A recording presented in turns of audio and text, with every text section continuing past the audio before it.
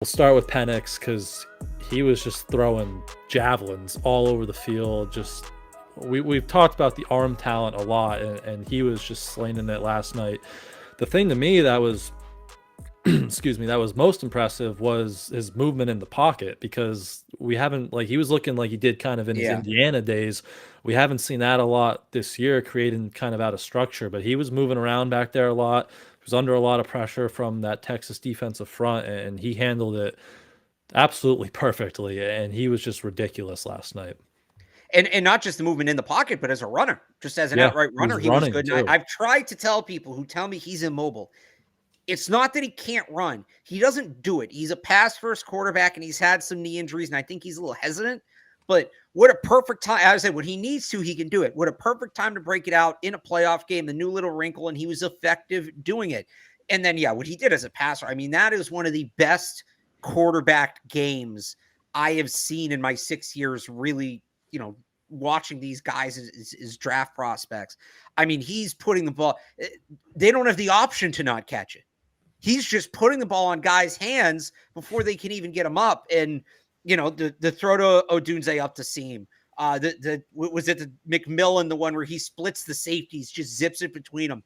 The great throw to Polk to open the game. By the way, Jalen Polk had himself a hell of a night. Yep. That guy did himself a lot of favors, I think, when it comes to the draft. Just dots.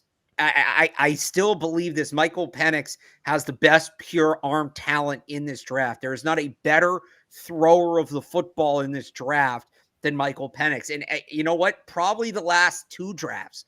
I think he's a better thrower of the football than anybody who went last year, and certainly a better thrower of the football than anybody who went in that, Kenny Pickett draft. It's not saying much, but still. Now, that's not to say he should go 1-1. I think him being 24 is a legitimate, not red flag, but you're talking, forget like growth. When you sign him to a second contract, he's already going to be 30, which is, for you're drafting for the long term, versus a guy like a Drake May who's going to be 21 and Caleb Williams going to be 20. That's a different conversation. I get that. I understand that. That's going to knock him down. And the injury history is real. The injury history is real, and you have to consider he's had 4 season-ending injuries before the last 2 years. The guy might have some durability problems, and if you're a bad team drafting that high, you probably don't have a great line, and this is a guy you need to take care of. That all being said, and we talked about this last week, Brian, his whole thing in this playoffs, and we'll see what he does. Texas defense is pretty good. It's top 20 defense in the nation. Michigan's number 1. So we'll see what he does against Michigan, but the whole thing for me with him is kind of, can he prove that all those red flags are worth taking the chance on? Because he's just so good you can't pass.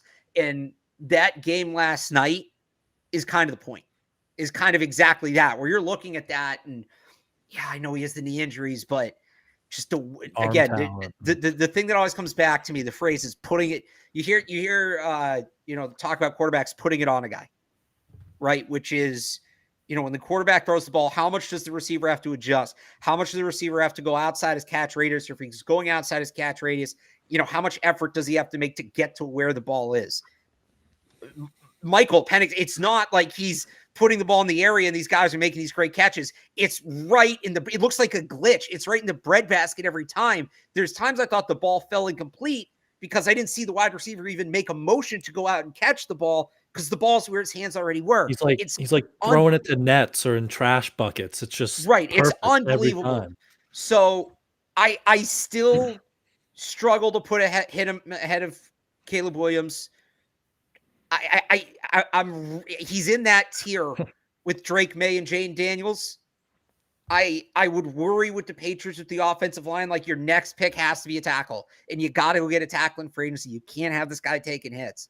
But there's I think the question was, we know there's a gap from 1 to 2, from Caleb Williams to either whoever, you wanted, whether it's Drake May or Jaden Daniels. We know there's a gap from 1 to 2. I think the gap from 1 to 2 is bigger than 2 to 3, but it's really this might be a 4 QB draft. I was red in the face all week last week when everybody was upset about the Patriots winning, saying it was a 3 quarterback draft, not 2. It might be 4. It might be, you might have, if Michael Penix shows up against Michigan the way he showed up against Texas and then clears all the medical testing at the combine, I don't see how he gets out of the top 15 because the talent is just too, it's too immense. He is what every team wants in a passer. And I just don't think you're going to get that many teams passing on him that many times. Yep. He's definitely, assuming the medicals, which is the big thing, check out. Right. And that's the caveat on all of this. Like, yeah. Because I saw some people say, oh, well, if something happens where he falls to the second, do you maybe take him then? I think, if something happens, I guess, you're out. Right. Feel how you want to feel. I'm all or nothing on Michael Penix. If he clears the medicals, he's a first-round pick. There's no question about it. If he doesn't clear the medicals, I don't really want him. I don't want a guy with too bad knee. And when I say I don't really want him, if he falls like the 6th round, sure, you could do the RG3 Kirk Cousins thing. But I'm not touching him in the top 150 if he has paper mache knees. I'm that way about any prospect. Yep. But yeah, it's not like, oh, well, there's a little red flag in the medicals, so you take him in the 2nd round. No, if you want him, you take him. It's that simple. If he's worth taking, he's going to go. That's just the reality of it. And it's not exactly apples to apples, but you think, all right, if there's a flag on the knee injury, how bad can it be? Certainly looks like the Patriots may have ignored a red flag on Juju Smith-Schuster, and you've seen how that's kind of turned out. So if he clears, great. If not, you find somebody else. That's just what you do. FanDuel is the exclusive wagering partner of the CLNS Media Network. Right now, new customers get $150 in bonus bets with any winning $5 moneyline bet. FanDuel, official partner of the NFL. He's definitely working his way into the 1st round with all that. Yeah. And I mean, I saw people last night saying he should be the first quarterback taken off the board, and we need to not be a prisoner of the moment that much a little bit. But I think on pure talent, there's an argument for it. Okay. But that's just not how the draft works. Yeah, right. He's not. If you watch that game last night and you know nothing else about him, yes, that is QB1 arm talent. But the age and injuries they're a part of it. That's just how this thing works. They are a part of it. And when you have a guy in Caleb Williams who's 20 years old and is making some of the plays he is, he's gonna go. In terms of what you have to think of the draft pick as like a long-term investment, right? You're talking about another 3 or 4 years. You're talking about a whole other contract is the difference between Caleb Williams with his age and Michael Penix with his age, especially with his injury history. That's the difference to me.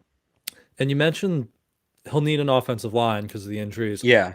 Does the hole he's throwing to 3 NFL caliber wide receivers worry you at all? Because we went through all this with Mac Jones, obviously the last cycle that Alabama offense was stacked, and Penix is throwing to a guy who might be a top 10 pick, a guy who maybe Polk gets into the 1st round now, and Jalen McMillan might not be too far behind him. So is that something, he's got a really good setup there in Washington from the offensive line to the receivers. Does that worry you moving forward too? I mean, look, I understand why people are worried about that with Mac Jones, and I'm not saying it's not a factor, but if that's disqualifying, I would say show me a quarterback in this draft that doesn't have an all-star cast. Caleb Williams is right. It's Drake May is the only one. So, and if that's your take, if you say, I want a guy who would earn it. I want a guy that played with crap. I want, 2010 Cam Newton at Auburn, where none of the other 10 offensive starters even played in the NFL.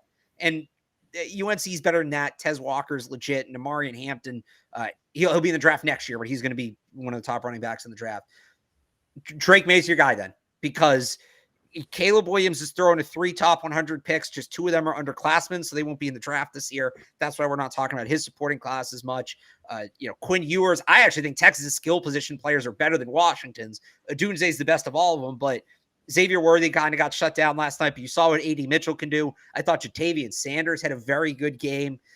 We know who Michael Penix is throwing to. Bo Nix is throwing to 2 top 100 picks. You want to throw J.J. McCarthy in there. We just talked about Roman Wilson, and really it's the running game that's carrying that team. And he's got 2 of, probably the 5 first running backs to go off the board this year, and Blake Corum and Donovan Edwards behind him. I don't know. Who else am I missing? Like, it's every quarterback, Cameron Ward, who kind of surprised, came out. Maybe that's the guy you want, but he's kind of a risk because he's pretty inexperienced. So you can worry about that. That's fine. I just think that's in the age of NIL, in the transfer portal, every top quarterback is going to be playing with stars because the receivers are going to gravitate to these guys because they want to look better, because they want to get drafted higher. And it's not easy, but what I would urge people to do if you're watching, and this is why it doesn't worry me so much with Penix, watch what the quarterback does independent of what's happening around him, right? Because he may have a great offensive line. It's not going to be perfect. How does he throw when he does get pressure, even if it's not that often? And let's say he has a 300-yard game, right? How much of that was after the catch? That's why, like, I go to Bo Nix. His average depth of target is 6 yards. That's the lowest in the country among qualified quarterbacks. So he had some massive numbers, but how much of that is him versus the guys around him, right? When he's throwing the ball down the field, is it, is he putting it on the receivers, or are these receivers just making unbelievable plays? And that's why with Penix, we just talked about it. He was making plays against pressure last night, and it was the best. He has struggled against pressure a little bit this year, but to do that against that defense, I think deserves some credit. And then again, it's not like Rome Odunze, Jalen McMillan, Jalen Polk are out here making SportsCenter top 10 catches the whole game. Every time the ball is put breadbasket right on them. So that, maybe the receivers suck, but if Michael Penix gets to New England and Tyquan Thornton's dropping 3 passes a game and, Devontae Parker's not jumping for the ball and all that, and he's dropping, that's not on Michael Penix. It's going to hurt his stats, but it's not on Michael Penix. So I think you really have to look, and you could say the same for all the quarterbacks. We're talking about Penix here, but I think you look at Caleb Williams, and there's certainly a good amount on his tape where he's making the play and he's putting it on the wide receiver and he's, handling this and that. He didn't have a good offensive line, so you get a good idea of what he looks like under pressure. You have to look at what the quarterback is doing independent of what's around him. Forget who the receiver is. Was the ball on target? Yes or no? And with Penix, yes, it's usually on target. Even the one that was tipped, and at first I thought the corner tipped it. No, he got that by the corner, and then I think that was McMillan, right? McMillan tipped it up to himself. So you look at what the quarterback's doing independently.